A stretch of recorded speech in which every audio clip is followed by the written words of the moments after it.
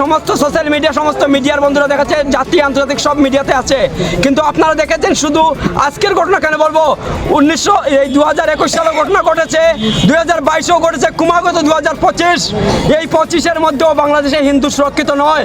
বাংলাদেশে হিন্দুদেরকে চট্টগ্রাম থেকে শুরু করে টেকনাফ পর্যন্ত হিন্দু হত্যা হচ্ছে ক্রমাগত।